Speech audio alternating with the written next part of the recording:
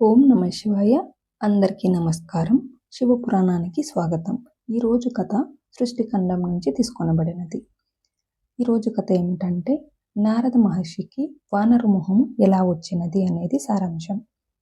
పూర్వం నారదుడు కామదేవుణ్ణి జయించిన తర్వాత గర్వంతో అన్ని లోకాలకు వెళ్ళి నేను నా తపోబలము చేత కామదేవుణ్ణి జయించినాను అని చెప్పుకొంచు తిరుగుతుండెను. దానిని ఎలాగైనా దారి మళ్లించాలని శివుడు తలచి నారదుడు వెళ్ళే మార్గంలో ఒక విశాల నగరమును నిర్మించెను. అద్భుతముగా మనోహరముగా ఉండి అది వైకుంఠ లోకము కంటే రమణీయంగా సృష్టించెను. రకరకములైన వస్తువులను అక్కడ స్త్రీ పురుషులను సృష్టించెను. అచట శిలనిధి అను ఒక సంపన్నుడగు రాజు రాజ్యము చేయించుండెను. అతనికి ఒక కుమార్తె కలదు. ఆ కుమార్తెకి స్వయంవరము ప్రకటించే ప్రయత్నంలో ఉండెను. అందువలన ఆ మహోత్సవమునకి ఏర్పాట్లు చేస్తూ ఉండెను. ఆయన కుమార్తెను వరించుటకు ఉత్సాహులై నలువైపుల నుంచి చాలా మంది రాజకుమారులు వచ్చి ఉన్నారు. వారు అనేక విధములైన వేషభూషణలతో సుందరమైన అలంకారములతో శోభిల్లుచుంది. ఆ నగరం అంతా రాజకుమారులతో నిండి ఉంది. ఆ సుందరమైన రాజనగరమును చూసి నారదుడు మోహితుడయ్యాడు. ఆయన మహారాజు శిలనిధి భవన ద్వారమునకు దగ్గరకు వెళ్ళి నిల్చున్నాడు. నారదుని రాకను గమనించిన శిలనిధి సింహాసనం నుండి దిగి తనని పూజించాడు. తర్వాత సౌందర్యవతియగు తన కుమార్తె శ్రీమతిని పిలిచి నారద మహర్షి పాదాలకు నమస్కరించజేసెను. ఆ కన్యను చూసి నారదుడు ఇట్లు పలికెను. రాజా, దేవకన్యతో సమానమైన సౌందర్యవతి అదృష్టరాలగు ఈ కన్య ఎవరు? మునీంద్రుని మాటలు విని మహారాజు చేతులు జోడించి ఇట్లు తెలిపెను. మునీంద్ర, ఈమె నా కుమార్తె, పేరు శ్రీమతి. ఈమెకు వివాహ సమయం ఆసన్నమైనది. ఈమె సుందరమైన వరుణ్ణి వరించుటకు స్వయంవర స్థలములకు వెళ్ళవలసి ఉన్నది. ఈమె యందు సకల శుభ లక్షణములు గోచరించుచున్నవి. మహర్షి నారద, ఈమె అదృష్టము మరియు భవిష్యత్తు ఎలా ఉన్నదో మాకు తెలియజేయము. రాజు ఈ విధంగా అడగగా కామముతో నిండిపోయిన మునీంద్రుడు ఆ కన్యను ఎలాగైనా పొందాలి అనే కోరికను మనసులో ఉంచుకొని మహారాజుతో ఇట్లు పలికెను. రాజేంద్ర, నీ కుమార్తె సకల శుభ లక్షణాల సంపన్నురాలు, పరమ సౌభాగ్యవతి, గొప్ప భాగ్యశాలి, ధన్యురాలు, సాక్షాత్తు లక్ష్మీదేవి వలె సకల సుగుణములకు పుట్టినిల్లు. ఈమెకు కాబో భర్త నిశ్చయముగా కామ విజయుడై ఉంటాడు అని చెప్పి అక్కడి నుంచి వెళ్ళిపోతాడు. వెళ్ళే మార్గమధ్యంలో నారద మునీంద్రుడు కామవశుడై ఉండి శివమాయ అతన్ని ప్రత్యేకమైన మాయలో పడవేసి ఉండెను. అలా ఉండగా ఆయన నారదుడు అనుకుంటూ ఉంటాడు, ఎలాగైనా సరే ఈ రాజకుమార్తెను పొందాలి, అది నేను ఎట్లా పొందగలను అని ఆలోచిస్తూ ఉండగా రాజకుమారులందరినీ వదిలి ఈమె నన్నే వరించవలను, ఇది ఎట్లు సంభవం కాగలదు? నారీమణులందరికీ సౌందర్యమనిన మిక్కిలి ప్రేమ ఉండును కనుక నేను సౌందర్య రూపమును ధరించితే ఆమె ఖచ్చితముగా నా ఆధీనురాలు కాగలదు, ఇందులో సందేహమే లేదు అని తలచి కామాంధుడైన నారదుడు అప్పటికప్పుడు భగవంతుడగు విష్ణు రూపమును పొందాలని ఆశించెను. వెంటనే వైకుంఠమునికి వెళ్ళి అచట భగవంతుడు విష్ణుదేవునికి నమస్కారం చేసి, ప్రభు, నేను ఏకాంతమున మీతో నా విషయమంతా చెప్పదలచెను. దానికి విష్ణుమూర్తి అంగీకరించి నారదుని వెంట ఏకాంతంగా ఆసీనుడయ్యాను. మునీంద్ర, ఇప్పుడు నీ విషయమును తెలుపుము అని విష్ణు పలికెను. అప్పుడు నారదుడు, భగవాన్ మహారాజు శిలనిధి మీ భక్తుడు. ఆయనకు ఒక కన్య ఉంది. ఆమె మిగులు సౌందర్యవతి, పేరు శ్రీమతి. ఆమె విశ్వమోహిని రూపంతో ఖ్యాతి చెందింది. 3 లోకములలో రూపవతి. ప్రభు, నేను ఆ సుందరిని వెంటనే వివాహమాడాలని ఉంది.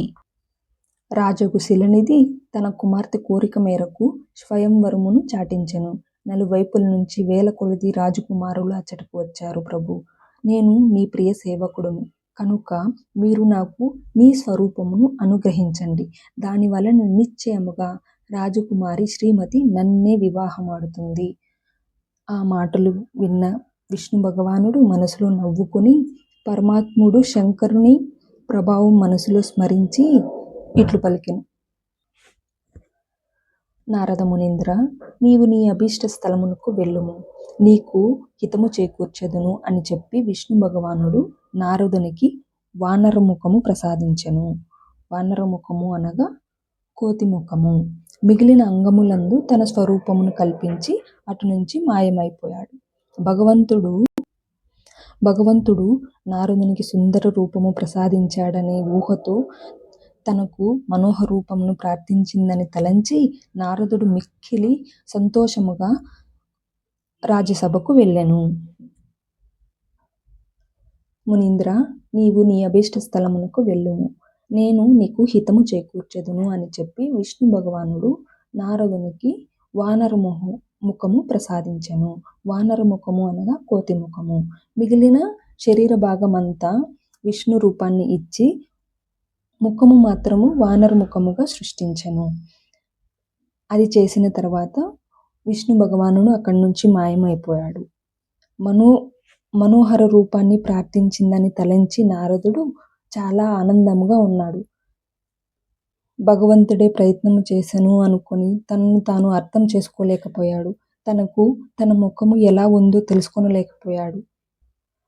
రాజకుమారుల చేత ఆవరించబడిన ఆ దివ్య స్వయంవర సభా స్థలమునకు నారదుడు వెళ్ళి కూర్చుని, ఇది 2వ ఇంద్రసభ వలె మిక్కిలి శోభాయమానముగా ఉన్నది. నారదుడు ఆ రాజసభ యందు వెళ్ళి కూర్చుని ఉండగా తన ముఖ పరివర్తనం ఎవ్వరికీ తెలియదు. కానీ అందులో 2 బ్రాహ్మణులకు మాత్రము నారదుడే ఇలా వేరొక రూపముతో వచ్చాడని తెలుసుకుని తన ముఖమును చూచి నవ్వుచూ ఉండెరు. నారదుడు ఆ సభలో కూర్చున్నంతసేపు తనకు తాను ఇలా అనుకొనుచూ ఉన్నాడు. నేను భగవంతుడగు విష్ణువుతో సమానమైన రూపమును ధరించి ఉన్నాను. ఆ రాజకుమారి తప్పక నన్నే వివాహమాడుతుంది, ఇతరులెవ్వరిని వివాహమాడదు. తన ముఖం ఎంత వికారముగా నుండెనో అతనికి తెలియదు కాబట్టి పదే పదే ఇదే అనుకొనుచు కూర్చుని ఉన్నాడు. ఇంతలో సౌందర్యవతియగు రాజకుమారి అంతఃపురము నుండి అచ్చటికి వచ్చెను. ఆమె చేతిలో సుందరమైన సువర్ణమాల ఉంది. శుభలక్షణ సంపన్నురాలైన ఆ రాజకుమారి స్వయంవరమున మధ్య భాగమున లక్ష్మీదేవి వలె నిల్చుని అపూర్వ శోభతో వెలుగుచూ ఉండెది. ఆమె ఉత్తమ వ్రతమును పాటించుచుండెను. ఆ రాజకుమారి చేతియందు మాల ధరించి తనకు తగిన వరుణ్ణి అన్వేషించుతూ సభయంతా తిరుగుతూ ఉన్నది. విష్ణు భగవానునితో సమానమైన శరీరమును వానర ముఖము వంటి నారద ముఖమును చూసి ఆమెకు కోపం వచ్చెను. అటువైపు నుంచి దృష్టి మళ్లించి వేరొక రాజు వైపుకు వెళ్ళెను. కానీ ఆ స్వయంవరమున సభయందు తాను కోరిన వరుడు కనిపించినందుకు ఆమె భయభ్రాంతులయ్యెను. సభాభవన మధ్యమున నిశ్శబ్దముగా నిలబడి ఉండెను. ఈమె ఎవరి కంఠమున జయమాల వేయలేదు. ఆమె ఎవ్వరికీ వరమాల వేయకుండా సభ మధ్యలో అలాగే నిల్చుండిపోయింది. అంతలో విష్ణు భగవానుడు అచ్చటికి రాజవేషభూషణములతో వచ్చెను. కానీ ఆ స్వామి ఎవ్వరికీ కనిపించలేదు. కేవలం ఆ కన్యకు మాత్రమే కనిపించాడు. ఆ దర్శనం చూసి శ్రీమతి చాలా ఆనందంతో వెలిగిపోయి ఆ వరమాలను విష్ణువుకు ధరించి అక్కడి నుంచి విష్ణువు శ్రీమతి ఇద్దరూ మాయమైపోయారు. ఇది చూసి వచ్చిన రాజులందరూ చాలా నిరాశపడ్డారు. కానీ నారద ముని మాత్రము కామవేదనతో వ్యాకులత చెందుతూ ఉండెను. ఆయన దగ్గరకు ఆయన పూర్వ రూపము తెలిసిన 2 బ్రాహ్మణులు వచ్చి ఇలా నారద మునీంద్ర, నీకు వ్యర్థముగా కామమోహితుని అవుచున్నావు. సౌందర్య బలముతో రాజకుమారుని పొందగోరుచున్నావు. వానర సమానమైన అసహించుకోదగిన నీ ముఖమును ఒకసారి చూసుకొనుము అని పలికేసరికి నారద మహర్షికి రుద్రగణములు ఆ మాటలు విన్న నారదుడికి మిక్కిలి కోపము వచ్చెను. దానితో ఆయన కోపభ్రాంతుడై అద్దమునందు తన ముఖమును చూసుకొనెను. వానర సమానమైన తన ముఖమును చూసి వెంటనే కోపముతో మండిపడెను. మాయామోహితుడైన కారణమున ఆ బ్రాహ్మణులకు మునీంద్రుడు శాపము ఇచ్చెను.